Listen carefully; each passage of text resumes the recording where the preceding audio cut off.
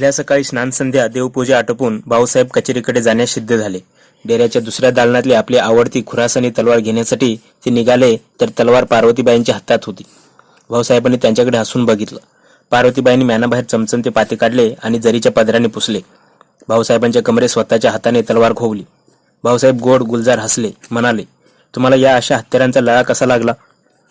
का न लागायला काय झालं? लटक्या रागाने पार्वतीबाई बोलल्या. पेंच्या कोल्हटकरांची पोर आहे म्हटलं मी. आमच्या पूर्वजांनीही सागराच्या भरती ओटीत किनारपट्टीचे रक्षण करता करता फिरंगी अशी 2 हात केलेत म्हटलं. आम्हाला तलवार अगदीच नवकी नाही हो.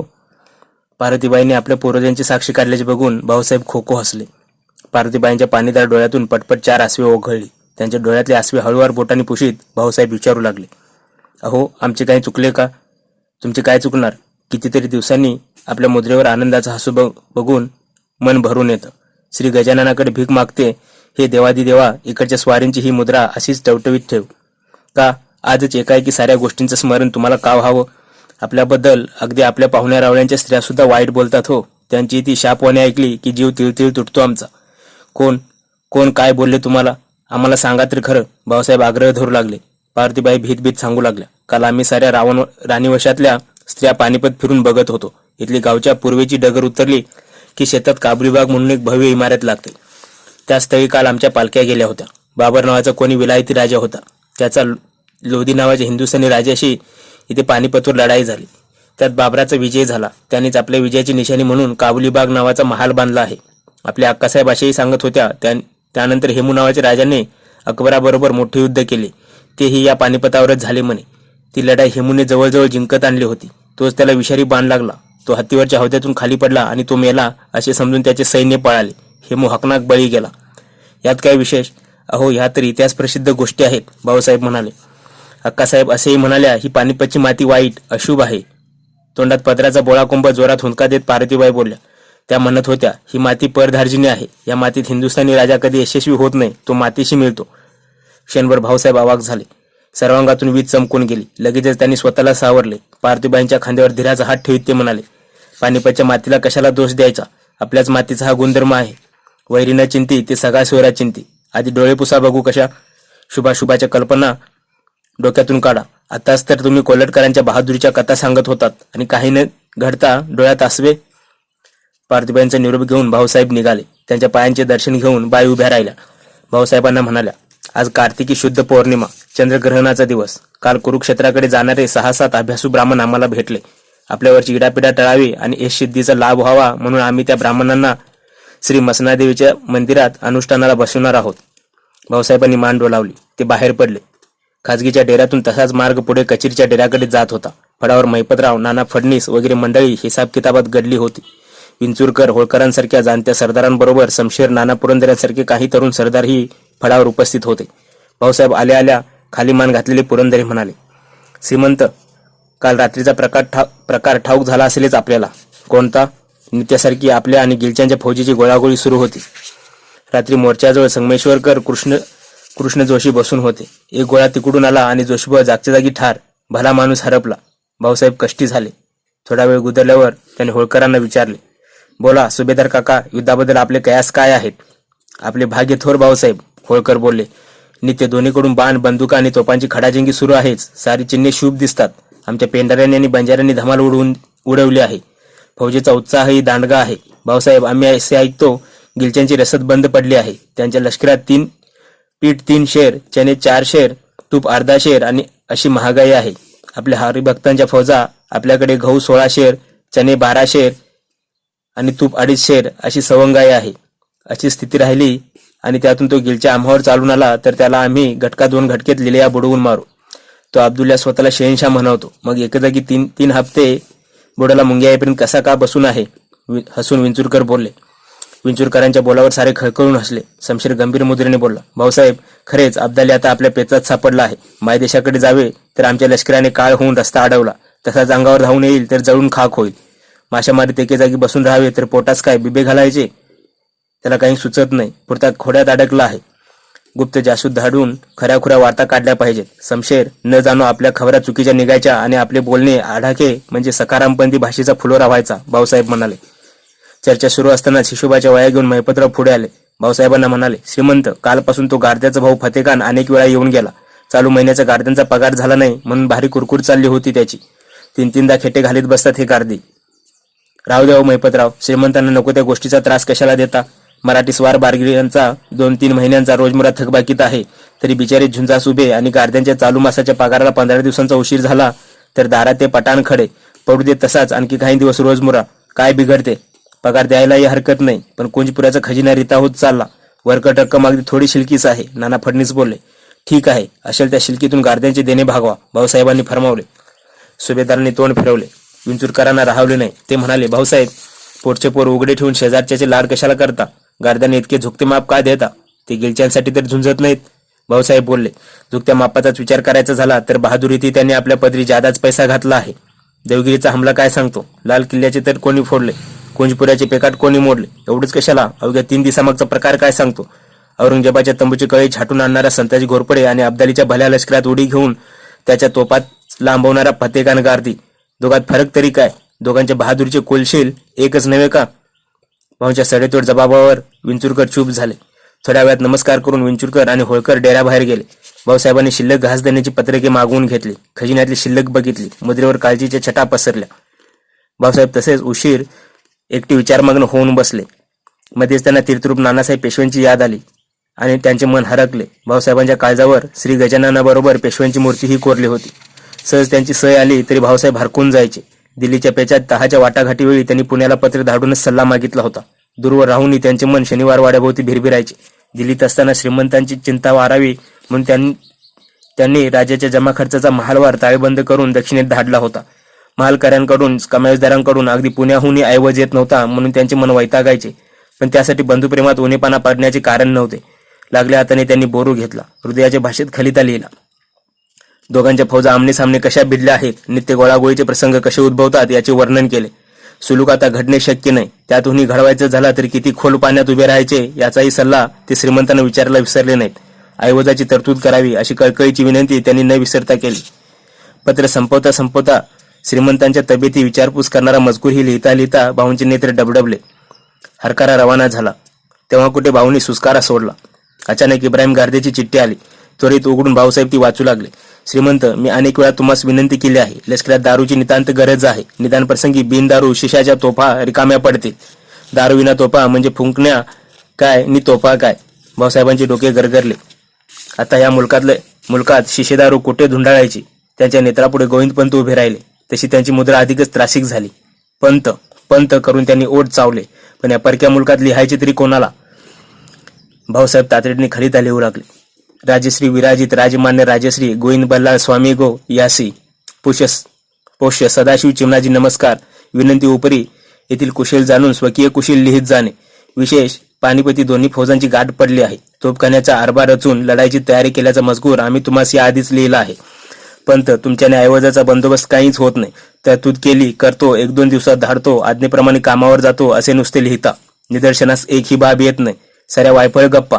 तुमच्या कर्तृत्वाची तारीफ करावी तेवढी थोडी वाटते. कोटवर लिहावे. पंत, लिहिता लिहिता भागलो. आम्ही इकडे गिलच्यांच्या मायदेशचा रस्ता अडवून धरला आहे. त्याला कोंडला आहे. तुम्ही मागून रसद मारा. उठा, त्या नजीबाच्या सुजाच्या मुलकात घुसा. फिसाद घडवा. मुलूक जाळा. पंत, थांबता कशाला. बिलकुल डोळे झाक करू नका. चाकरी करण्याचा अशा सोन्यासारखा प्रसंग पुन्हा लाभायचं नाही. बरोबर बरव्यांनाही घ्या. इकडे लष्करात दारुगोळ्याच्या तातडीने प्रयोजन आहे. 4 खंडी 5 खंडी असेल ती दारू धाडा. जादा 20 खंडी दारू 5 खंडी शिशे तयार करा. पत्र पावताच असेल ती दारू दिल्लीकडून नारो शंकरांमार्फत धाडा. या समरांगणाच्या दिवसात तुमच्याकडून काहीच घडले नाही तर तुम्ही काय कामाचे. श्रीमंतांचे अन्न खाऊन वाढला, थोर झाला, त्याचे हेच सार्थक करणार काय. काहीच नाही केल्याने तुमच्या पिकल्या केसाला बट्टा लागेल. पंत, उठा, नजीबाच्या मुलकात दंगा घडवा, रसद मारा, दारू धाडा. पंत, थांबू नका. भाऊसाहेब हरकरा धाडून तसेच उजव्या पायाला हाताची तिठी मारून लोडाला रेलून बसले. पानिपतची माती परधार्जिनी आहे हे शब्द घनासारखे घालू लागले. दुसरे मन म्हणाले, याआधी झाल्या असतील त्यांच्याकडून चुका, पण आज 8-9 महिने संकटकालाशी पदोपदी झुंज देऊन आम्ही कशासाठी उभे आहोत. दादासाहेबांची बाचाबाची करून या मोहिमेचे जोखंड खांद्यावर कशासाठी घेतले. निम्यात पाठ दाखवण्यासाठी नाही, त्रिवार नाही. प्रसंगी या मातीत मिठू, पण गिलच्यांच्या आणि नजीबाची नागी मोडलीच पाहिजे. चला, कसा आहे काबुली बाग ते तरी बघून घेऊ. भाऊसाहेब उठले. घोड्यावर मान ठोकून काबुली बागेकडे निघाले. आगीमागे छबिन्याची पतके धावू लागले. चंद्रग्रहणाचा दिवस असल्याने यात्रेकरू बुणगे घाई गडबडीत असल्याचे भाऊसाहेबांना दिसले.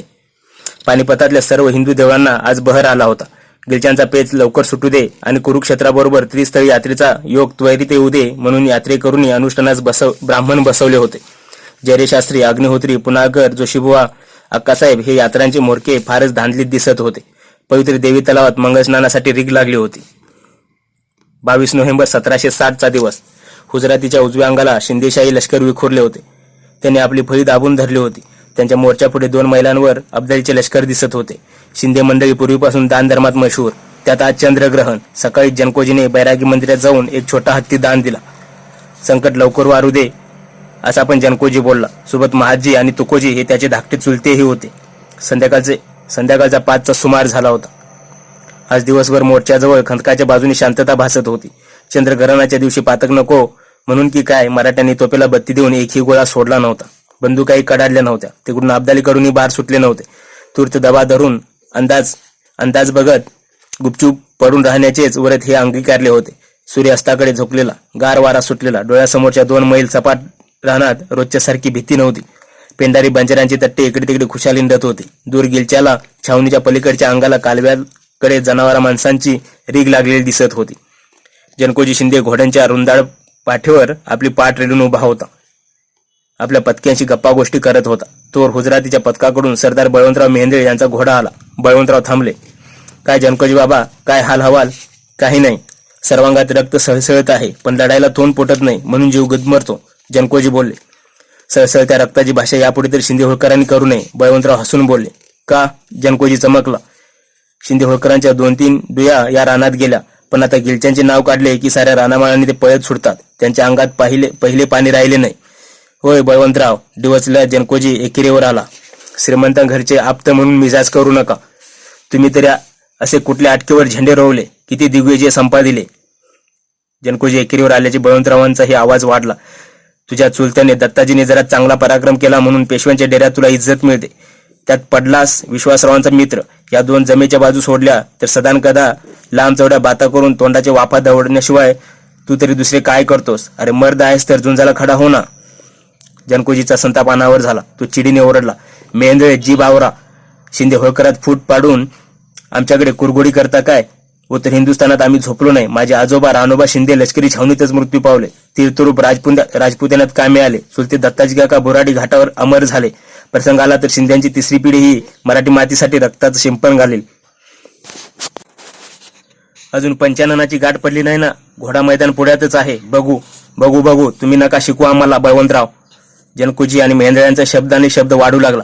4 जाणती माणसे मध्ये पडली आणि मोडता घातला.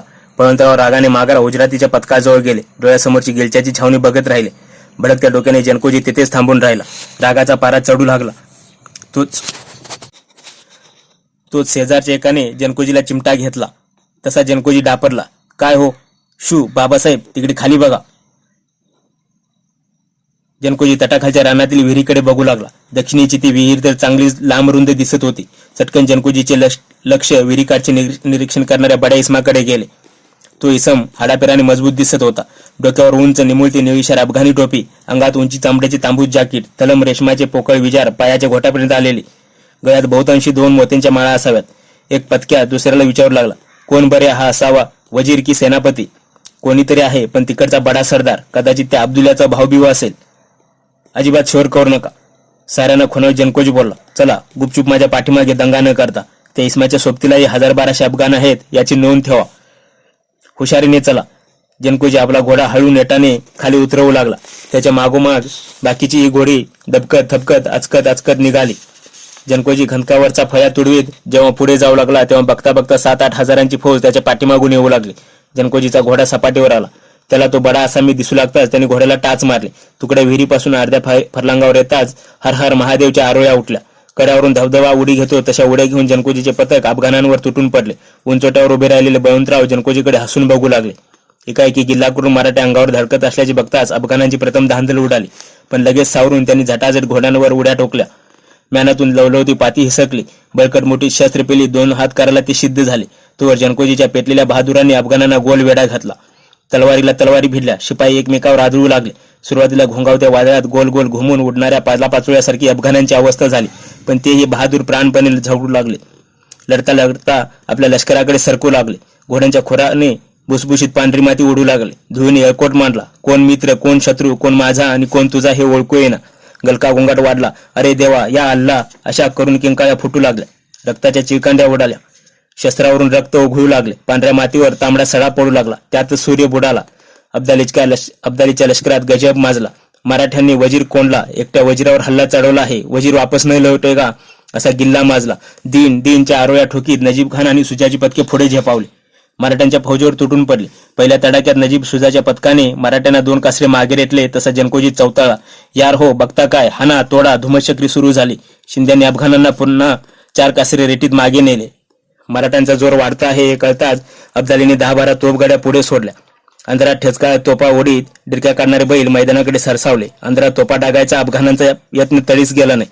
मराठ्यांच्या माऱ्याने गाड्यासह बैल उधळी तिकडे तिकडे नाचू लागले. पायाखाली पडलेले मुडदे तुडवू लागले. रक्ताच्या चिळकांड्या उडू लागला. नजीब आणि सुजाने प्रयत्नांची शिकस्त केली, पण अंधारात काही चालेना. शिंदेशाही फौज गुरडोरं बडवावीत तशी अफगाणांना बडवू लागली. अफगाणांची मनुष्यहानी वाढली. सारे आपल्या तळाकडे पळू लागले. मराठी राऊतांनी तोफगाड्या वेढल्या. अब्दालीच्या बावच्यांनी सपासपात तलवारीने चापत्या तोडल्या. गाडी तिथेच टाकून बैल घेऊन ते दक्षिणेकडे अंधारातून धूम टोकून पळू लागले. मराठ्यांनी हलक्या तोफा पळवायला सुरुवात केली. थोड्या अंतरावर जाऊन मागे फिरून बंदूकधारी अफगाण प्यादे फैरी उडवू लागले. गोळ्यांचा पाऊस पडत असतानाही मराठी अफगाण तोफा पळवण्याचा प्रयत्न करू लागले. 4 तोफा नेटक्या होत्या. गडबडीत नेणे जमिना म्हणून राऊत बारगिरांनी तोफांचे कणे मोडले. तोफांच्या तोंडात दगड ठासून भरले. तोफा निकाम्या करून ते माघारी वळले. 700 अफगाण कामी आले. 70 मराठी मुर्दे पडले. रक्ताने भिजलेल्या जखमीवरांना पाडगोळीवर मारून शिंद्यांची पथके पानिपताकडे चालली. छाती फुगून जनकोजी पुढे निघाला. विजयी शहादने वाजत होती. मराठ्यांनी धरून आणली 700 अफगाण घोडी कावरीबावरी होऊन इकडे तिकडे बघत होती. रक्ताने भिजलेल्या अंगरक्यानिशी जनकोजी भाऊसाहेबांपुढे उभा राहिला. भाऊसाहेबांनी त्याची पाठ थोपडली. जनकोजी गर्वाने म्हणाला, काकासाहेब, गाठ पडताच मराठी गिळू म्हणणाऱ्या पठाणांचा आज आम्ही रेच मोडला. अंधार पडला नसता तर समोरच्या मैदानातच आम्ही आज साऱ्यांच्या कबरी बांधल्या असत्या. हा संवाद चालू असतानाच बळवंतराव डेऱ्यात आले. तसा जनकोजी फुरफुरला. त्यांनी त्वशाने बळवंतरावांना विचारू लागला, सरदार साहेब, डोळ्यासमोरची लढाई चालली असताना उडी घेण्याऐवजी आपण स्वस्त कसे बसला? बाबासाहेब, तुम्ही एकटे गिलच्याला उरी होता म्हणून आम्ही आलो नाही, हसून बळवंतराव बोलले. जनकोजीचा आवाज अधिक धारदार झाला. आमची फजितीच व्हावी अशी तुमची तमन्ना होती काय मेंदळे? अहो, पण हे ईश्वरास कसे रास सांगणार? काकासाहेब, खरे बोलायचे झाले तर हा माणूस आज मदतीस येता तर गिलच्यांचा बिमोड आजच झाला असता, पण हे पडले असे डरपोक. खामोश! बळवंतराव कडाडले. त्यांचा हात तलवारीच्या मुठीवर गेला. जनको, डरपोक हा शब्द उच्चारतानाच त्याच्या परिणामाचे भान आपण ठेवलेत का? अरे, आम्ही काही लढाया चढाया तोफगोळे कधी बघितलेच नाहीत का? हा एवढासा जय मिळाला तर फिरले मस्तक, लागले बडबड करायला. जाऊ द्या बळवंतराव, भाऊसाहेब दोघांना आवर घालण्याचा यत्न करीत बोलले. बळवंतराव, जनकोजी मूल आहेत, त्यांची कितीशी मनावर घ्यायचे. आम्ही म्हणतो लढाई वेळ तुम्ही का स्वस्त बसला? का शिंद्यानं मदत केली नाही? वा भाऊसाहेब वा, तुमची ही भाषा ऐकून आम्ही धन्य झालो. बळवंतराव उद्वेगाने म्हणाले, आपल्या शब्दाने आमच्या जन्माचे सार्थक झाले. कालच्या या पोरटाच्या नादाने एका क्षणात तुम्ही आमची जन्मभराची सेवा धुळीस मिळवली. आम्ही बळवंतराव मेहेंदळ्यांच्या डेऱ्यात बरेच पै पाहुणे गोळा झाले होते. त्यांचे भाचे नाना फडणीस, बहीण रखमाबाई अक्कासाहेब, नानांची बायको यशोदाबाई, शिवाय नात्यातले आणखी 4 चौघे हजर होते. मेहेंदळ्यांचा 10 वर्षाचा पुत्र आप्पा बळवंत इकडे तिकडे उदड्या मारत होता. सरदार बळवंतरावांचे मन उद्विग्न झालेले. काही केल्या काही सुधरत नव्हते. आपल्या बंधूंचा कष्टी चेहरा अक्कासाहेबांच्या नजरेतून सुटला नाही. अक्कासाहेब न राहून म्हणाल्या, बळवंतराव, प्रसंग मोठा निकडीचा आहे. करता करवी तत्व आहे. जे घडेल त्याला सामोरं व्हायचं. आताच तुम्हाला एवढी काळजी लागली? 1.25 महिना झाला गिलच्याने कोंडून ठेवली म्हणून आताशा तुमच्या मुद्रा काळवंडू लागल्या. कुरुक्षेत्राच्या वाटेवर तुमच्या लाडक्या भाऊसाहेबांच्या हातापाया पडत सांगत होते, बाबांनो, देवाधर्माविरुद्ध जाऊ नका, अनर्थ माजेल, होत्याचे नव्हते होईल. लंकापतीप्रमाणे अभिमान गळून पडेल तेव्हा ऐकले नाही. आता काळ सोटा घेऊन देवडीवर बसला आहे, त्याच्याशी कशा गोष्टी कराल? डेरे रावट्यावरून आगीची गोळी गेली होती की पोटात गोळा उडतो, जीव घाबरागुबरा होतो. अप्पारावांना मांडीवर घेऊन बसते. तो एवढासा पोर अंगाशी जीवाच्या भीतीने बिलगतो. त्याला काय कळते कोण कोणाशी कशासाठी झुंजतो ते? लक्ष्मीबाई बळवंत बोलल्या. मगापासून नाना फडणीस गप्प होता. आपली पगडी नीट करीत तो बोलला, काल ताटात वाढेल ती मोकाट्याने खावे. एवढे महान बुद्धीचे श्रीमंत भाऊसाहेब, पण त्यांची बुद्धी ही विपर्यास्ताकडेच चालली. त्या गार्द्यांचे चोचले तरी किती? त्याला अंबारी काय नजर करतात? आपले लष्कर उपाशी असताना त्यांना रोकड पगार काय देतात? विंचुरकर, होळकरांसारख्या सरदारांचा सल्ला त्यांना कसपटा समान वाटतो. आमच्यासारख्यांनी काय बोलायचे? मगापासून गप्प बसलेले बळवंतराव म्हणाले, श्रीमंताच्या वर्तनात आम्हालाही थोडा बदल जाणवू लागला आहे. भाऊसाहेबांचे उजवे हात म्हणून ओळखले जाणारे आम्ही आता डावीकडे पडू लागलो आहोत. तो जनकोजी काय बालबुद्धीचाच, त्याला फारसा दोष देता येणार नाही. पण भाऊसाहेबांबरोबर आमची उभी हयात गेली. त्यांच्या संगी अनेक स्वाऱ्या शिकाऱ्या बघितल्या, ते सुद्धा बळवंतरावाला ओळखू शकत नाहीत. शिंद्यांना कुमक केली नाही म्हणून सर्वांपुढे त्यांनी आमचा पाणउतारा करावा. फौजेत सारे आमचेच टोमण्याने बोलतात. लक्ष्मीबाई म्हणाल्या, काय बोलतात?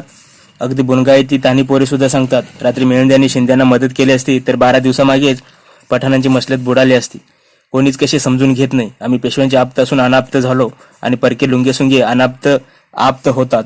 बळवंतराव वैतागून बोलले, आम्ही काही हेतूता अंग मुरवले नाही. जनकोजी विजय खेचतानाच दिसत होता म्हणून आम्ही स्वस्थ बसलो. उभा जन्म आम्ही बहादुरीत चालवला. आता पोरासोराने मुखाला काळीमा फासणे चांगले नाही. असाच प्रसंग आला तर आम्ही माथी जान कुर्बान करू. बळवंतराव तसे झिटीने उठले. भाऊंच्या डेऱ्याकडे त्यांची पावले आपोआप पडू लागली. गेल्या 4 दिवसात भाऊंचे दर्शन नव्हते. डेऱ्यात भाऊसाहेब आणि विश्वासराव दोघे चुलते पुतणे बसले होते. भाऊसाहेबांची मुद्रा आज विशेष खुश दिसत होती. त्यांच्या गालावर हसू फुटले होते. विश्वासराव म्हणाले, काकासाहेब, बाणाच्या तफावतीवर असणारा गिलचा डेरेदांडे गुंडाळून नदीकडे गेला म्हणून आपली तब्येत खुश दिसते का? असा एकाकी दुरानी जागा सोडून तिकडे काय गेला असावा? रावसाहेब, तो सपाटीवर होता आणि आपली बळकट जागा उंचावरची. इथून तोफांचा सरळ मारा होत असल्याने त्याची माणसे जनावरे भाजून निघत होती. त्याच भयाने मोर्चे उठवून तो 5-6 मैलावर गेला. खरे सांगू काका, या अखंड मोहिमेत एवढे सुंदर हास्य आपल्या मुखावर मी केव्हाच बघितले नाही. गेले ते 5-6 मैल मागे सरकले, एवढेच कारण त्यामागे असू शकत नाही.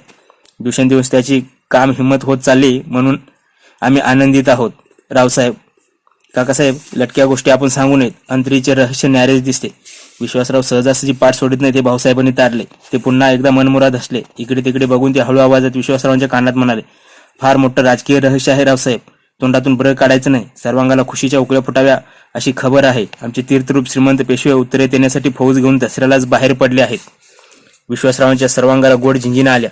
ते आनंदात यशाने फक्त मिठी मारायचे राहिले. भाऊसाहेब म्हणाले, खबर पक्की आहे रावसाहेब. दसऱ्यालाच बलाढ्य फौजनीशी श्रीमंत उत्तरेकडे यायला निघाले आहेत. एवढेच नव्हे तर त्यांनी गेल्या मासात बैल खरेदी करून ठेवण्यासाठी झाशीच्या कोल्हटकरांना पत्रेही रवाना केलीत. डोळ्यांच्या ओल्या कडा पुशीत विश्वासरावांनी प्रश्न केला, काकासाहेब, खरेच गाव तीर्थरूप येतील आपल्या मदतीला? का नाही रावसाहेब, का नाही? भाऊसाहेब भारावून बोलले, आम्ही तीर्थरूपांना नकोशी झालो आहोत का?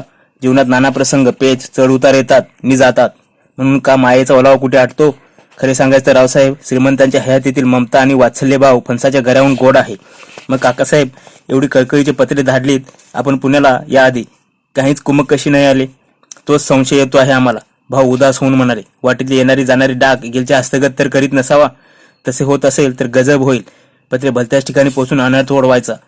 थोडा वेळ शांत होऊन भाऊसाहेब भारावल्या मनाने म्हणाले, रावसाहेब, श्री गजाननाने आम्हास एवढी जोड दिली तर मराठ्यांच्या 7 पिढ्यांना त्या दयाघनाचे उपकार फिटणार नाहीत. काय बहार येईल नाही. दिल्लीकडून गिलच्यांच्या पाठीवर असलेल्या श्रीमंतांच्या फौजा आणि पुढून आमची पोलादी पथके, या दोघांच्या मध्ये गिलच्यांची दामटी होईल. दामटी एवढ्या पुढच्या गोष्टी कशाला रावसाहेब? अंतर्वेदीतली गोविंदपंत बर्वे यांनी जरी गिलच्यांची नजिबाच्या प्रांतातून येणारी रसद मारली तरी आम्ही त्या गिलच्याला यमुनेत बुडवू.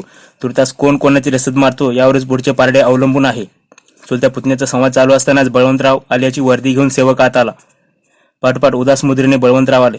भाऊसाहेबांच्या आज्ञेने समोरच बसले. गेल्या 4 दिवसात कामाच्या रगाड्यात आपली बळवंतरावांशी भेट नाही, कदाचित तेच रागावले नसावेत ना? भाऊसाहेब हसले. बोला बळवंतराव. आम्ही काय बोलायचे? कसनूशी मुद्रा करून बळवंतराव म्हणाले, अलीकडे आपलीच आमच्यावर खपामर्जी झाली आहे. जनकोजी सारख्या मुलावरूनही आपण आम्हास टाकून बोलता. आमचे काय राहिले? बळवंतराव, आम्ही थोडीशी आवाजाची पट्टी वाढवली तर तुम्हास एवढे लागते. आम्ही तरी कोणावर रागवायचे, कोणावर रुसायचे? बळवंतराव. भाऊसाहेब भावनाविवश होऊन बोलू लागले, बळवंतराव, आम्ही तरी एकट्याने कोणाकोणाला पुरे पडायचे?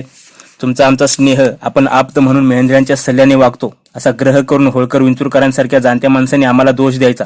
तुमची आणि शिंद्यांची ही दुसपूस. शिंदे होळकरांचे जन्मजन्मांतरींचे विळ्या भोपळ्याचे सख्य. इब्राहिम आणि होळकरांमध्ये विस्तवही जात नाही. तो शेर समशेर आमचा बंधूच, पण रानवशातल्या स्त्रियांना तो यवनीचाच पुत्र वाटतो. समशेरचा यवनीचा पोराचा सल्ला आम्ही घेतो म्हणून लुंग्या सुंग्या बुनग्यांनी गिल्ला करायचा. खुद मराठा जातीत भेदाभेद. मी 96 नि तू 92. ब्राह्मणात भेद म्हणे महादोबा पुरंदऱ्यानंतर पेशवांकडे देवस्थानांचा ठिकाणा नाहीसा झाला. जिथे तिथे कोकणस्थ डोक्यावर चढवले. इतर 18 पगड जाती, 12 बलुते आहेतच. साऱ्यांच्या 1000 रंगी छटा लष्कराखरी पदोपदी जाणवतात. 100 तोंडे 100 बाजूला. महामुश्किलीने या साऱ्या भेदाभेदांची मोठ बांधायची आणि जीवाच्या जोराने डोंगरावड्या वैऱ्याशी टक्कर द्यायची. काही वेळा बुद्धी कंटित होते, काही सुधरत नाही. पावलोपावली क्षणोक्षणी संकटाचे पर्वत उभे करून तू कराल काळ तर आपली मोठ बांधायला निघाला नाही ना? काळाच्याही मनात अशी कलागत असेल तर त्यांनी जरूर खेळी खेळावी, पण आम्ही आता मागे हटणार नाही, आम्ही हटणार नाही. परोपरीने भाऊसाहेबांनी बळवंतरावांना समजावून सांगितले. तेव्हा बळवंतराव म्हणाले, एवढे होतो तेव्हापासून तुमची संगत सोबत केली, तुमच्या बरोबरीने मैसुरात घोडी घातली, 3 सालामागे आरकाडच्या नवाबाला दाती तुरून धरायला भाग पाडले. आमच्या तलवारीच्या पात्याला भिवून दक्कनीतली झाडे जागेवर चळाचळा कापतात आणि हा कालचा जयाप्पा शिंद्यांचा पोरटा वटावर अजून नीट मिसरूड फुटले नाही आणि वर आम्हाला पराक्रमाच्या गोष्टी शिकवतो. बळवंतराव किती वेळा सांगायचे, मोठ्यांची मने ही मोठीच करावीत. ते काही नाही भाऊसाहेब, जगो वा मरो, इथल्या मातीला आम्ही मेहंदळ्यांचं पाणी दाखवूच. बळवंतरावांची समजूत घाली स्वतः विश्वासराव त्यांच्यासोबत हुजरातीच्या पथकाकडे गेले. भाऊसाहेब उठले. लाडक्या चंद्रसेनावर मान ठोकून निरीक्षणासाठी बाहेर पडले. खाशांचे पथक कलंदर चौकाकडून किल्ल्यावर आले. तटबंदीवरून भाऊसाहेबांची नजर पानिपतच्या आग्नेयेस गेली. 8 मैलावर जलालपूर, बापोली आणि गोयला गावांकडे अब्दालीने नवी छावणी टाकली होती. 8 दिवसामागेच त्यांनी आपले लष्कर नव्या जागात हलविले होते. समोरच्या परिसराकडे बघून भाऊसाहेबांच्या काळजात चर्र झाले. 1.5 महिन्यामागे घोड्याखाली घातलेला हाच तो हिरवागार परिसर. युद्धाच्या धामधुमीत त्याचे एवढे मात्रे झाले. जलालपूर, बापोलीच्या बाजूला केवढी गर्द झाडे होती. वाटा आडवाटानेही दुतर्फा सुंदर वृक्ष आणि पशुपाखरे. आता त्याच झाडांची 8-10 दिवसात बेसुमार तोड झाली होती. आपल्या नेहमीच्याच पद्धतीने अब्दालीने झाडे तोडून त्याचा बुरुज लष्कराभोवती रचला होता. खंदकी खणला होता. लाखभर माणसाला नेहमीच्या वापराला थोडा लाकूडफाटा लागतो का? त्यात सकाळ संध्याकाळची कडाक्याची थंडी, दर 3-4 शेकोटी, त्यासाठीही वृक्षांचा बेसुमार वापर. अब्दालीच्या नव्या छावणीपासून 3 मैलांवर छाजपूर गावाजवळ दोन्ही लष्करांच्या दरम्यान सैनिकांचे एक प्रचंड वृक्ष वाढसून त्याचा रणखांब तयार केला होता. सारा प्रदेश सपाट, त्यात आजूबाजूची पळसाची झाडे तोडल्याने चांगले पटांगण झाले होते. मराठ्यांची उत्साही पथके तिथवर जायची आणि हर हर महादेवचा जयघोष करायची. मात्र अब्दाली अजून आब राखून होता. कासवासारखे छावणीच्या पोटाखाली पाय आखडीत होता. पानिपतावरून खालच्या अंगाला भाऊसाहेबांची नजर गेल्याने ते चमकले. राजाखेडी आणि उगराखेडीमधल्या सुवाखेडी गावातून छकडे बुरख्याच्या गाड्या बाहेर पडत होत्या. उंटांचे गाडे गावाबाहेर जात होते. भाऊसाहेबांनी विचारले, नाना, आम्ही काय पाहतो आहोत? कुठे निघालेत हे लोक? श्रीमंत रेड्यापाड्यांच्या झुंजात दिनदुबळे कसे राहणार? नाना पुरंदरे बोलले, एवढे 2 बलाढ्य सेनासागर आसमंतात उतरल्याने इथल्या सामान्य रहिवाशांची गाळण उडाली आहे. जी वाचवण्यासाठी सामान सुमान घेऊन जो तो या परिसरातून बाहेर धावतो आहे. पण ह्या एका गावातील माणसे एकाच वेळी अशी बाहेर? श्रीमंत, काल रात्री तोफांच्या गोळ्यांची हाणाहाणी झाली. हा गाव बरोबर मध्ये येतो. 4 गोळे गावावर पडले. त्या बघा, ढासळलेल्या भिंती, कोसळलेली छपरे आणि धुरकटलेला गाव. काल रात्रीच आग भडकली, निम्मा गाव पेटला. आता शेताबांधातून दोन्हीकडची माणसे जनावरे इकडे तिकडे फिरू लागली आहेत. गावकऱ्यांनाच पाणी कमी पडू लागले आहे. उभी पिके बेचिराग झाली. आता कोण कशाला थांबेल? बहुतांशी रात्रीच्या वेळी मारामारी नसते म्हणून लोक चोरासारखे गाड्या जुंपून असतील. ती जनावरे घेऊन गाव सोडतात. येत्या 4 दिवसात ह्या एका बाजूच्या यमुनाकाठच्या काठापर्यंतची 8-10 गावे उठलीच पाहिजेत, नाहीतर मरणाला सामोरे जाण्याशिवाय त्यांना इलाज नाही. विषण्ण मनाने भाऊसाहेब समोरचा मुलूक निरखू लागले. सुवाखेडीच्या मागचा निम्मा तलाव निम्म्यावर आटला होता. 4 अंगाला उघड्या गाळाचा तांबूस थर दिसत होता. बाजूची गव्हाची राने घोड्यांनी, तट्टांनी, उंटांनी वलपटून टाकली होती. मिळेल त्या लोंब्या शेतकऱ्यांनी वरच्यावर कच घालून तोडून नेल्या होत्या. काळ्या आंब्याच्या बाजूची आमराही सपाचाट होऊ लागली होती. मंतरलेले पवित्र झाड म्हणून कोणी काला आमवर हत्यार चालवले नव्हते. बाजूचा प्रदेश नागडा होऊ लागल्याने काला आम एकटा दुकटा भयकारी दिसत होता. त्याच्या वरच्या अंगाच्या काबुलीबाग विजयस्तंभाजवळ भाऊसाहेबांचे लक्ष गेले. समोरच्या पेरूच्या बागा विळ्या कोयत्यांनी कचाकच तोडल्या जात होत्या. तोडवाल्यांना निहाळत भाऊसाहेब म्हणाले, नाना, ती समोरची पात्रातली आमची बुनगायतीची मराठी माणसे दिसतात. होय श्रीमंत, आपलेच बुनगे पेरूच्या बागा तोडत आहेत. सूर्य मावळतेकडे झुकला की ही भरणारी थंडी अंगात शिरते. आपल्या फौजीला तरी काय थोडे जळावं लागते. आसपासचा लाकूडपाटा केव्हा संपला आहे. आता ओल्या लाकडांना धग देऊन आपले लोक तशीच झाडे जीवाच्या जोराने जाळतात. श्रीमंत, थंडीच्या कडाक्याने दुबली खंगली 400 जनावरे गेल्या 4 दिवसात गमावली. 10-15 म्हातारे यात्रेकरू वैकुंठाला गेले. महिपतरावांनी माहिती दिली. राजाखेडी, उगराखेडी ते काबुली बागेपर्यंतचा परिसर ठिकठिकाणी मराठ्यांच्या चौक्या उभ्या दिसत होत्या. वाऱ्याच्या झोतावर रानातले भगवे झेंडे फडकत होते. शमशेर बहादर नेटाने काम करीत होता. मोठमोठ्या विहिरीकाठी दमदमे बांधून लांब पल्ल्याच्या अजस्रे तोफा रोवल्या जात होत्या. मराठी पथकाला गार्द्यांची काही बेडे मदत करीत होते. सोबत पांशांचे पथक होतेच. उजाड वैराण होत चाललेल्या आसमंताकडून भाऊंची नजर पानिपतच्या उत्तरेकडे पूर्वेस नदीकडे वाहणाऱ्या ओढ्याकडे गेली. 1.5 महिन्यामागे ओढ्याचे ते झुळझुळणे, हसत वाहणे आणि मध्येच लयदार वळणी घेत मुरडणे कुठल्या कुठे नाहीशी झाले होते. ओढ्यात मध्ये मध्ये पाण्याची डबकी दिसत होती. बाकी पात्रात सारे केकताट आणि शेरणीचे पुंजके. ओढ्याचे ते वैधव्य बघून भाऊसाहेब चमकले, बोलून गेले, ओढाही आटला. श्रीमंत, फिकीर कशाला करता? महिपतराव म्हणाले, गावच्या पश्चिमेकडून तुडुंब कालवा वाहतो आहे. मराठी लष्कराला पाण्याची ददात कधीच पडणार नाही. तिन्ही सांज होत आली.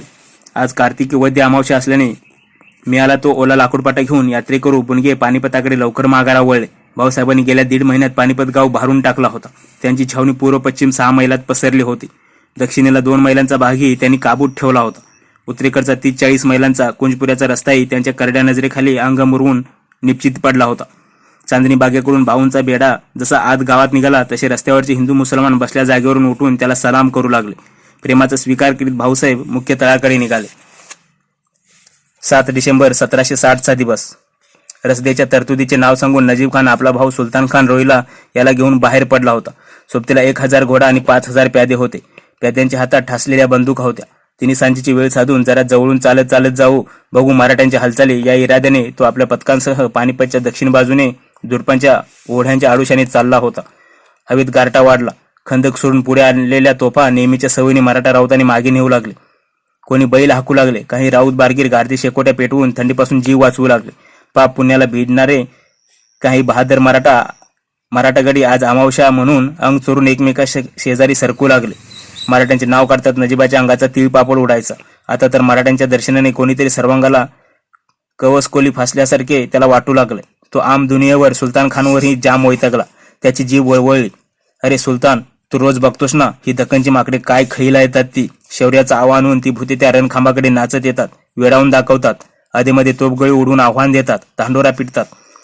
भैयाजी, बादशाहचे चूप बसण्यामागे काही आडाखे काही अंदाज असतील.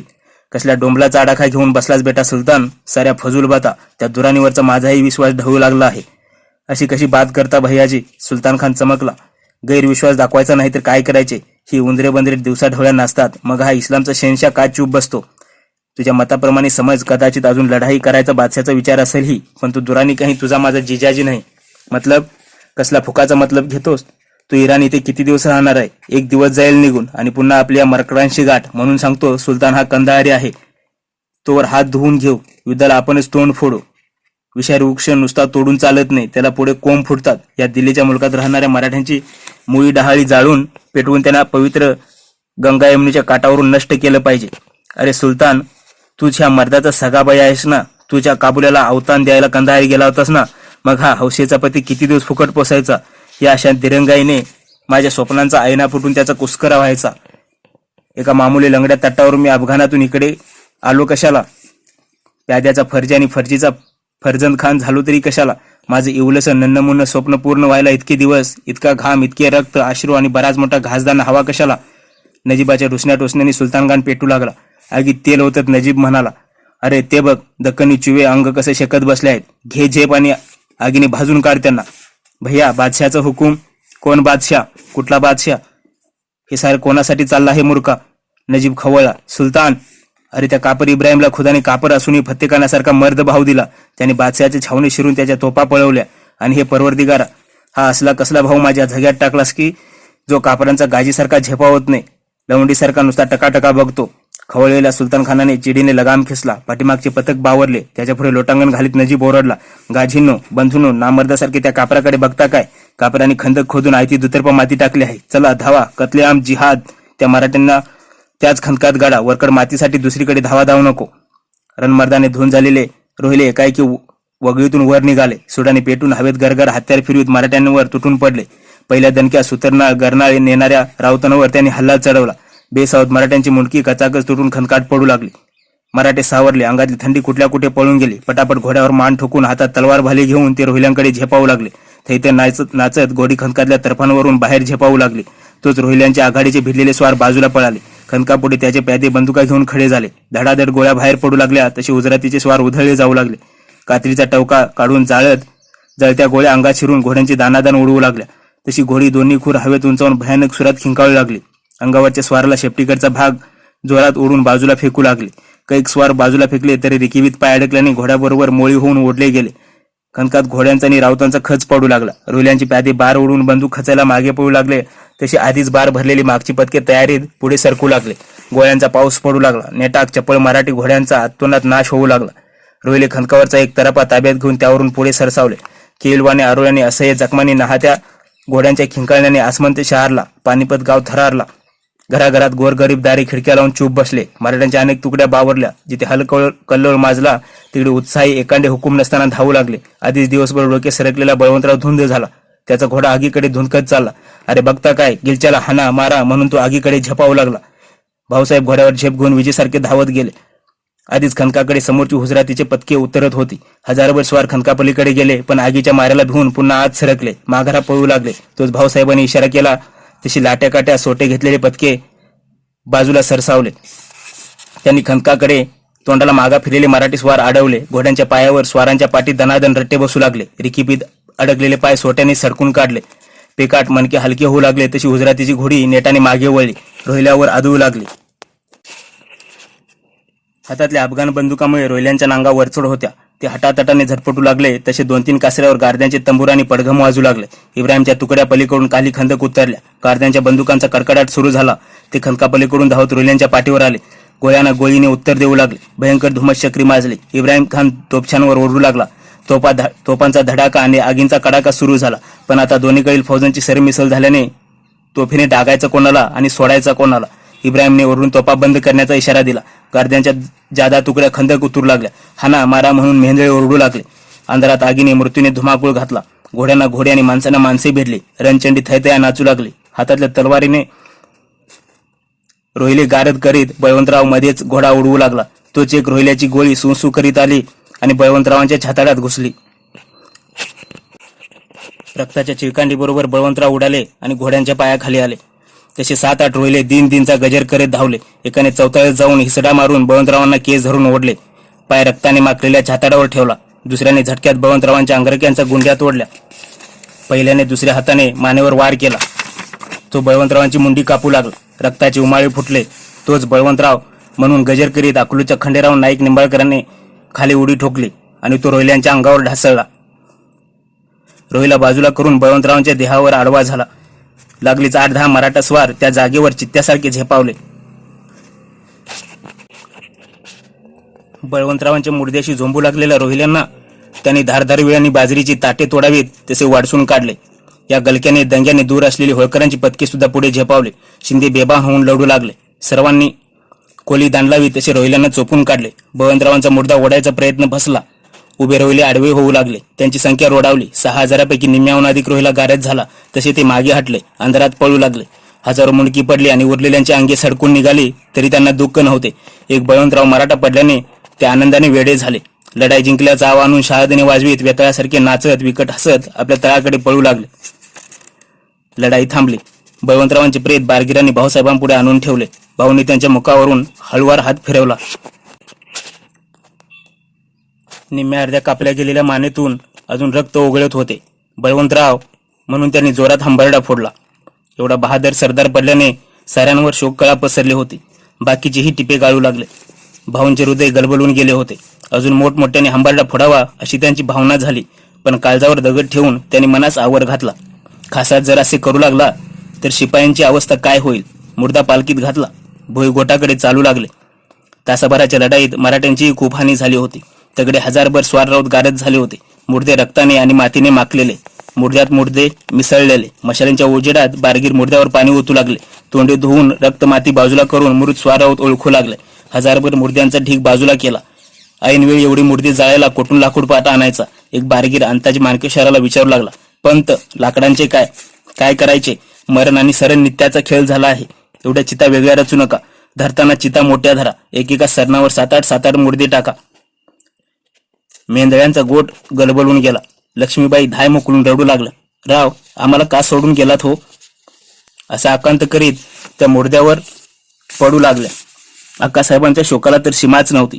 माझ्या बांधवा, साजिंद्या, वीरा वासरा करून त्या मोठमोठ्याने रडत होत्या. अप्पाराव, नाना सारे शोकाकुल झालेले. लक्ष्मीबाई बळवंतरावांबरोबर सहगमन करणार, सती जाणार ही वार्ता तळावर वाऱ्यासारखी पसरली. भाऊसाहेब महिपतरावांना म्हणाले, महिपतराव, सती जाणे म्हणजे पुण्याचे काम, पण यामुळे आपल्या लष्करातल्या बाकीच्या शिपायांना आपली बायका पोरे आठवणार नाहीत का. त्यांचे मनोधैर्य. अशी यवनासारखी काय भाषा करता श्रीमंत. महिपतराव चमकून म्हणाले, पातिव्रत्य हे आपल्या धर्मातलं महामंगल आहे. रघुजी भोसले, शाहू महाराज गेले, त्यांच्यासोबत त्यांच्या किती स्त्रिया गेल्या. खंडेराव होळकर वारले तेव्हा त्यांच्या समागमे 3 स्त्रिया, 5 राखी आणि 2 कलावंतिनी अशा 10 जणी सती गेल्या. अहो लांबच्या बाता कशाला, खुदा आपले तीर्थरूप चिमाजीप्पा गेले तेव्हा त्यांच्यासोबत आपल्या मातोश्री अन्नपूर्णा आईसाहेब यांनी सहगमन नाही केले का? हा तर आपला युगधर्म आहे. भाऊसाहेब तरीही मेंढरांच्या गोटात गेले. लक्ष्मीबाईंना समजावू लागले. धाय मोकलून लक्ष्मीबाई म्हणाल्या, इकडची स्वारी लौकिक करून गेली, मी त्यांची सांगातीन होईन. पण आप्पाराव अजून लहान आहेत, त्यांचे काय? भाऊसाहेब म्हणाले. आप्पाराव धावत पुढे आला. आईला बिलगला. केलवाण्या सुरात विचारू लागला, आई, आम्ही अन्नपाणी कोणापाशी मागावे? आम्हा सोडून न जावे. बाप्पा, अन्नपाणी ईश्वरापाशी मागा, आम्हाला मिथ्यामायेत गुंतवू नका. भाऊसाहेबांनी आप्पारावाला जवळ ओढले, मांडीवर घेतले. निश्चयी लक्ष्मीबाईंना ते म्हणाले, ठीक आहे वहिनीसाहेब, तुमच्या निर्धाराआड आम्ही येणार नाही. निश्चिंत जा, आम्ही आपाला सवाई बळवंतराव करू. रात्री काबुली बागेजवळ मोठे सरण रचले. लक्ष्मीबाईंनी पुतळ्या, अंगठ्या, बाजूबंद, पाटल्या, नथ, कुड्या अशा अंगावरचे सारे दागिने गोरगरिबांना दान केले. मंगलविधी पाहण्यासाठी, सती दर्शनासाठी यात्रेकरूंनी, बुणक्यांनी दानगी गर्दी केली. रानवशातल्या स्त्रियांनी, सरदारांच्या बायांनी लक्ष्मीबाईंचा मळवट भरला. हळदी कुंकवाचे दान झाले. लक्ष्मीबाईंनी सारी शिल्लक ओतून ती लष्करातल्या गोब्राह्मणांना दान केली. सभोवती वाद्य वाजू लागली, चिता पेटली. जनकोजी मोठमोठ्याने हुंदके देत रडू लागला. विश्वासराव त्याला समजावू लागले. बराच उशीर झाला. चितेतली बाजूला पडलेली निखारे विझवून बायका मुले तो पवित्र अंगारा पदरात बांधून तळाकडे परतू लागले. तासभर भाऊसाहेब चितेशेजारी बसले. श्रीमंतांना त्रास होऊ नये, निघावे बाकीच्यांनी समजावले. भाऊसाहेब पालखीत बसले. पानिपती निघाले. गावात शिरता शिरता त्यांची गोंडे बाजूला करून मागे बघितले. रानात मराठी शिपायांच्या कितीतरी चिता जळत होत्या. स्नान ओरकून आणि दीपदर्शन घेऊन भाऊसाहेब तडक शयन महालात आले. पोटात अन्नाचा कण नव्हता तरी भुकेची वासना होत नव्हती. पार्वतीबाई शेजारी आल्या. समजावू लागल्या. आजूबाजूला कोणी नव्हते. आता रडायची चोरी नव्हती. मगापासून कोंडून दाबून ठेवलेले उमाळे हुंदके जोराने बाहेर आले. भाऊसाहेब वेड्यासारखे रडू लागले. पार्वती, फार वाईट झाले ग. ही काळ रात्र आमचा बालमित्र जीवाचा सोबती हरण करून गेले. पार्वतीबाई परोपरीने समजावू लागल्या. श्रीमंत शांत व्हा. भाऊजी गेले, आम्हावर डोंगर कोसळला. पुरंदरे भाऊजी, चिटणीस भाऊजी असे आपले अनेक बाळपणीचे सोबती आहेत. ते भाऊजींची पोकळी भरून काढतील. नाही पार्वती, ते शक्य नाही. ही खोल पोकळी कोणीच भरून काढू शकत नाही. महिपतराव काय, त्र्यंबक सदाशिव काय, कोणी बोरूबाजीत बहादर आहे. कोणाचा हात तलवारबाजीत कोणी धरू शकणार नाही. पण बळवंतरावांची तरा काही आवर होती.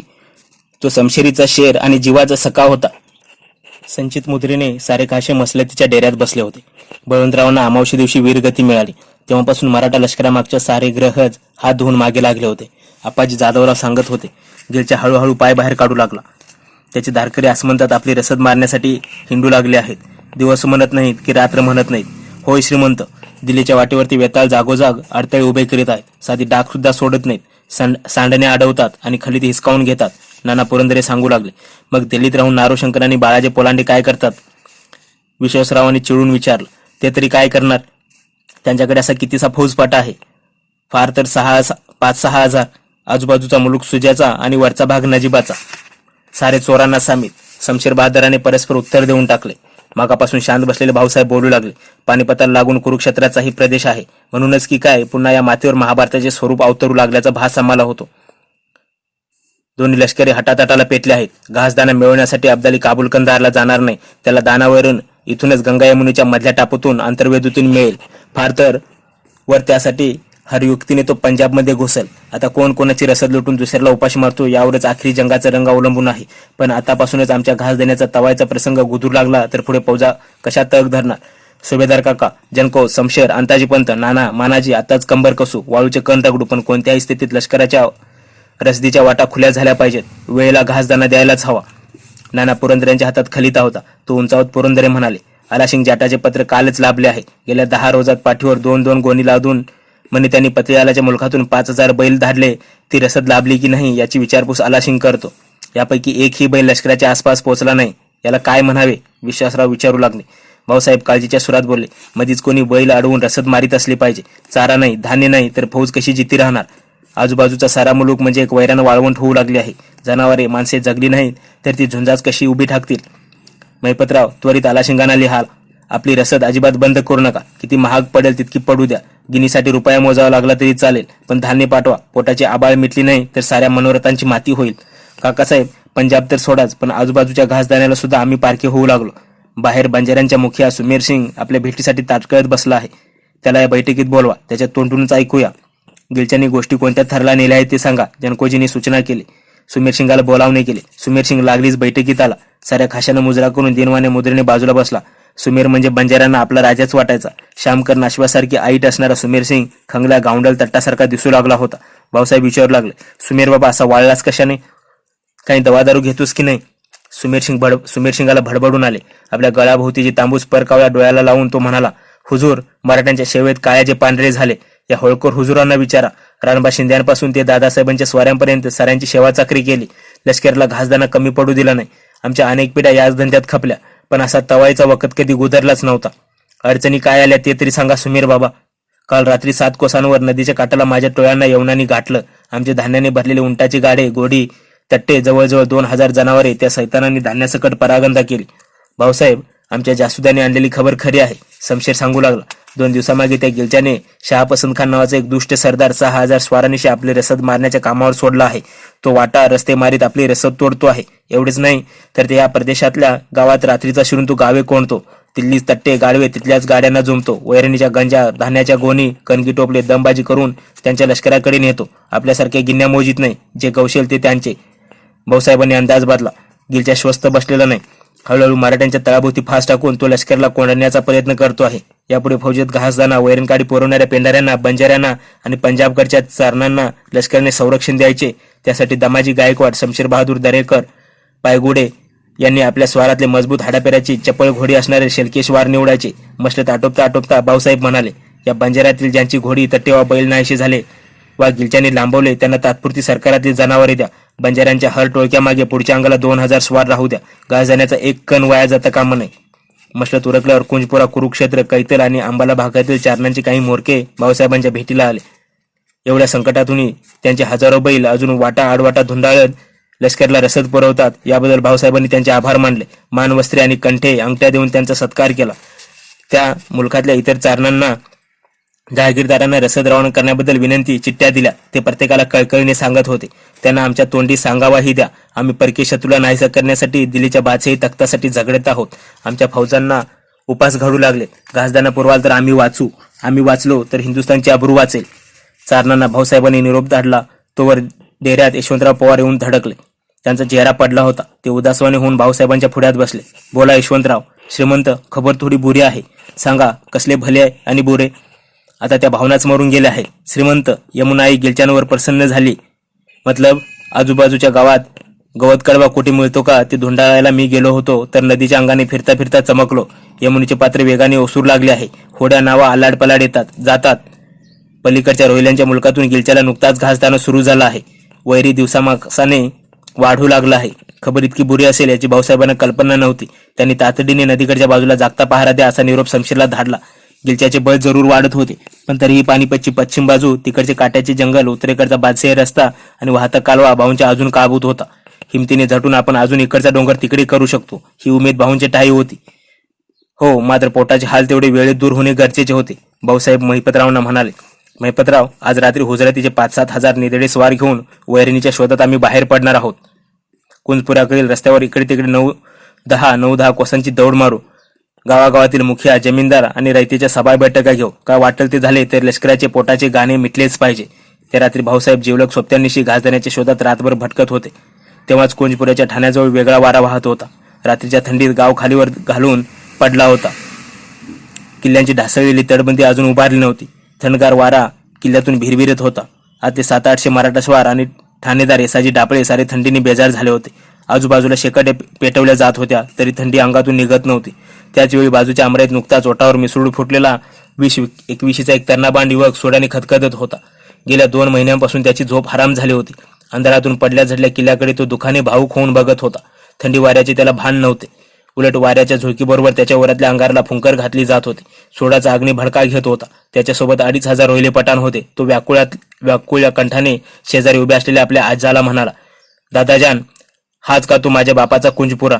त्या समोरच्या भगदाडाजवळ मोठा बुरुज होता. त्यावर उभे राहून माझे पिताजी नजाबत खान मिशीला पीळ द्यायचे. माझा कुंजपुरा अजिंक्य अमर आहे असा भाव त्यांच्या मुद्रेवर असायचा. पण त्या पापी मरगट्यांनी किल्ला केला. केवढी खराबी! दादाजान, माझा कुंजपुरा बेसुरत झाला. दादाजान, शोकावर बेटा, तू मर्दाचा बछडा आहेस ना, मग सुडाचेच गाणे गा. हा रडूबाईचा सूर पुरे झाला. हो दादाजान, मला सूड उगवायचा आहे म्हणून तर 2 महिने मी वनवन भटकलो. दूर दूर हिंडून हे जवा मर्द गोळा केले, फौज बांधले. ज्यांनी कुंजपुराचा कलेजा कापला त्यांचा गळा घोटल्याशिवाय मी राहणार नाही. मग चल हो पुढे, चढवूया हल्ला. दादाजान, आत किती शिबंदी असेल? फारशी नसणारच. त्या भाऊ मराठ्याला वाटले असेल या मुलकात आता कोण राहिले. अब्दाली तिकडेच अडकला. इथले सरदार दरकदार ठार झाले म्हणून फौज नावालाच ठेवले असेल. दिलेर, गेल्या 2 रात्री आपण सारे येऊन या झाडीत दबा धरून बसलो आहोत. किल्ल्यात जास्त माणूस असते तर तशी वर्दळ दिसलीच असती. आता देर कशाला? दिलेर खानाने सोबत्यांना इशारत केली. तसं साऱ्यांनी गिल्ला करून हल्ला चढवला. जी तटबंदी इब्राहिमने फोडली त्या खिंडारातूनच घोडी आत घातली. थंडीने आकडून गेलेल्या मराठ्यांवर जोराचा हल्ला चढवला. अचानक हमला झाल्याने 500-700 मराठ्यांची दानादान उडाली. कितीकांना उशाची हत्यारे उचलायलाच फुरसत झाली नाही. सारे दुसऱ्या अंगाने धावू लागले.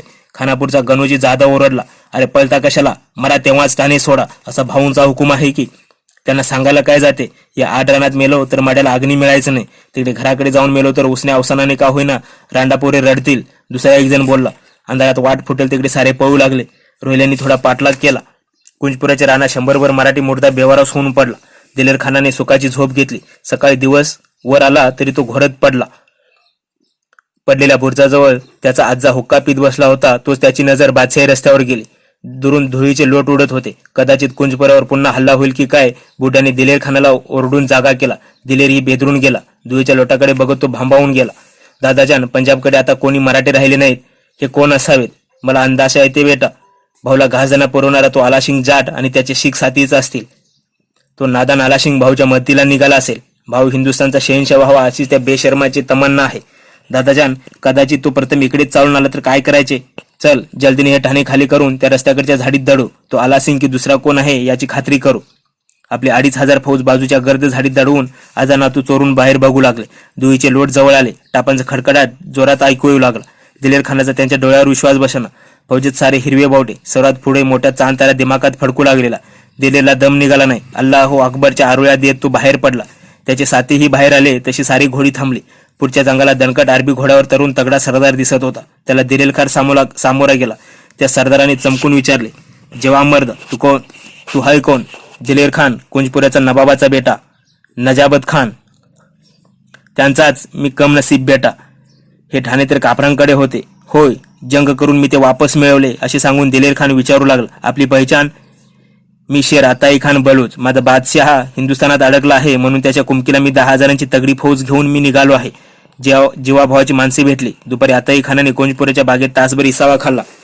हिंदुस्थानात चाललेले युद्ध त्याचे काबूल कंदाराकडे कसे पडसाद उमटतात, युद्धात काय होईल काय नाही यावर दोघांची मसलत झाली. इसावा खाऊन आताई खान पुढे निघाला. त्याला आडवा होऊन दिलेर खान म्हणाला, साहेबान, मला माझ्या बापाच्या हत्येचा सूड घ्यायचा आहे. मलाही सोबत घेऊन चला. रणभूमीवर प्राणाची बाजी लावीन. गवतासारखे मरगट्टे कापून काढीन. बेटा, तुझी उमेद वाखाणण्यासारखी आहे. आम्ही खुश आहोत तुझ्या तडफेवर आणि पेटत्या सुडाग्नीवर. आताही खान बोलला, पण तू युद्धभूमीकडे फिरकूही नकोस. का? जुंजा 10 सरदार झगडून बादशाची सेवा होणार नाही. त्यापेक्षा अधिक सेवा तू इथे राहून करू शकतोस. मतलब पंजाबच्या मुलकातून इथवर मी 3 दिवस दौडत आलो. वाटेत कितीतरी बैलांचे आणि उंटांचे तांडे घासदाणा घेऊन निघालेले आढळले. कापरांना रसद याच मुलकातून जाताना दिसते. त्या पतियाळाच्या आलाशिंगाचे तर हजारो बैल जातात. 3 दिवसात मी कितीतरी रसद मारली. माझ्या फौजेबरोबरचे 4,000 बैल आणि त्यांच्या पाठीवरच्या गोणी या कापरांसाठीच निघालेल्या मी पकडल्या. तू इथेच थांब. हवी तर माझी 1,500-2,000 हजार नव्या दमाची घोडी तुझ्याकडेच राहू देत. हा मुलूक बेचिराग कर. या वाटेने एकही दाना पुढे जाऊ दे नको. अरे गाजी कापरांना बंदुकीच्या फैरीने आणि तलवारच्या तडाक्याने क्षणात मारण्याचे सुख देण्यापेक्षा त्यांचा घासदाणा बंद पाडून त्यांना उपाशी तडपडून मारण्यात मजा आवडच असतो. ही सेवा तुझ्याच हातून घडू दे. तुझ्या कर्तृत्वाने तुझ्या बापाला अल्लाच्या दरबारात धन्यता वाटू दे. आता एकान 2,000 फौज ठेवून पानिपतकडे निघून गेला. दिलेर खानाने ज्या ज्या गावातून मराठ्यांना चारण जाई त्या गावांची यादी काढली. 2 दिवसात अधिक फौज गोळा केली. पंजाबकडची वाट रोखून धरली. तिकडून धान्याचा एकही गोण पुढे सरकेना. पंचक्रोशीतल्या गावावर तो रात्री बेरात्री डाके घालू लागला. चारणांना मोरक्यांना चावडीवर बोलावून फटके देऊ लागला. मुख्यांना मार बसला. रातभर रोहिल पठाणांची घोडी गावागावातून धुमाकूळ घालू लागली. दिलेरच्या सुडाच्या अग्नीबरोबर गावागावातल्या गवताच्या कडब्याच्या गंजी धडाधडा पेटू लागला. आगीच्या लोळांच्या साक्षीने हातात नंगी तलवार घेऊन भेदरून खुडूक झालेल्या गावकऱ्यांना तो ताकीद देऊ लागला, याद राखा, त्या कापरांना रसद पुरवाल तर आता फक्त गंजी पेटतायत. यापुढे मजल माराल तर माणसेही गंजीत घालून जाळून मारू.